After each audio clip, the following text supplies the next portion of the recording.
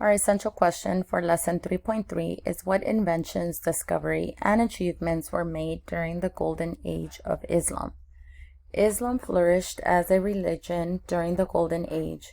A golden age refers to a time of peace, prosperity, and happiness, and it took place during 750 to 1258 CE. As the Muslim empire grew and prospered, their contributions and achievements changed society in great ways. One of my favorite contributions is, of course, coffee. From what I've heard, the story goes that they saw some goats eat the coffee plant and saw that it became very energized.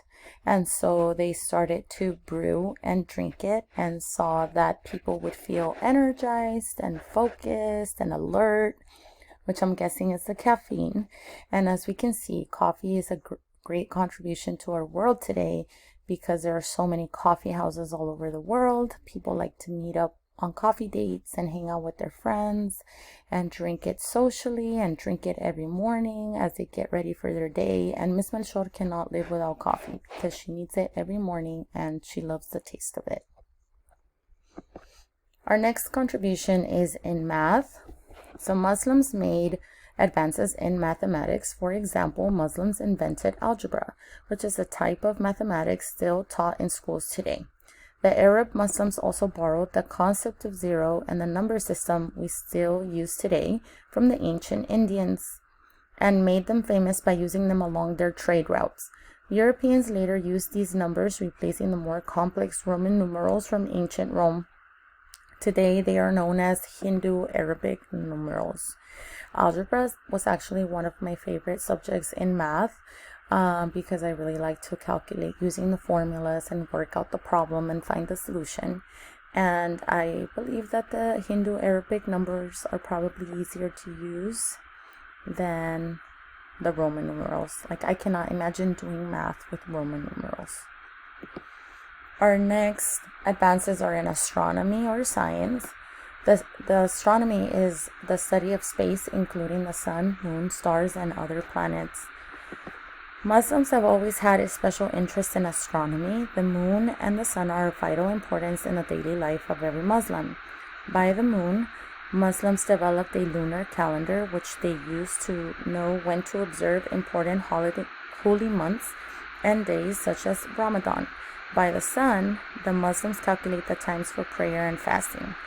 Muslims also improved instruments like the astrolabe, which helped explorers determine the time and their location on Earth by measuring the angle of the sun and the stars. So here is the compass that they made. The next advances are in medicine. Every major Muslim city during the medieval ages had a hospital that treated people regardless of their ability to pay.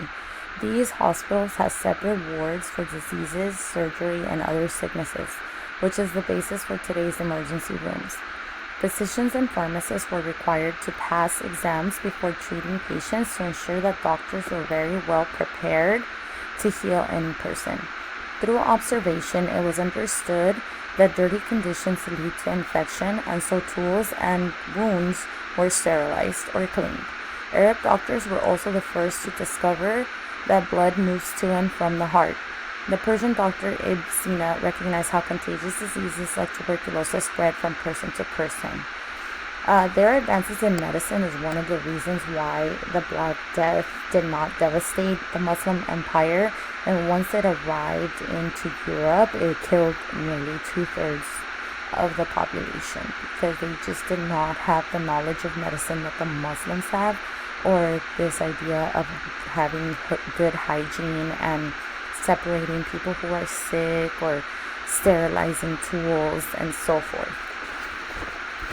Our next topic is architecture and education. So Muslim architecture includes great mosques, many with domes and minarets or towers from which a crier or announcer calls believers to pray. In addition to being a place of worship, nearly all mosques had a public school in which the children of the poor were taught. Furthermore, Muslim cities like Cordoba, Spain, also had paved roads and street lamps which were non-existent in major European cities like Paris or London, where the roads were still made of dirt. They also built many libraries in Cordoba. Arab statisticians assure us the city boasted 37 libraries. Other sources say they were 70 libraries, numberless bookstores, 800 public schools, and a total population of 300,000. This shows that education was very important in Muslim culture. In fact, the first university was started by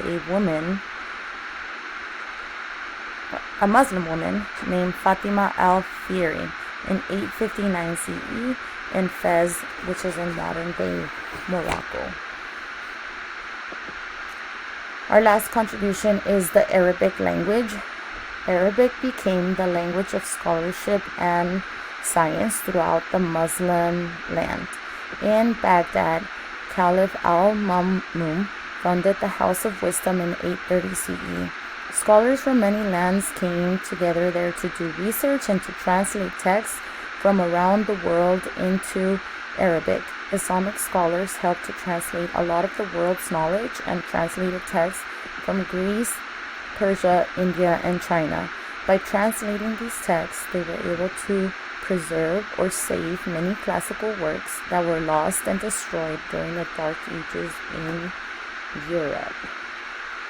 This is also the language that is in the Quran and the language that was spoken all over the Middle East. So thank you, Muslims, for these wonderful contributions that have changed our world today.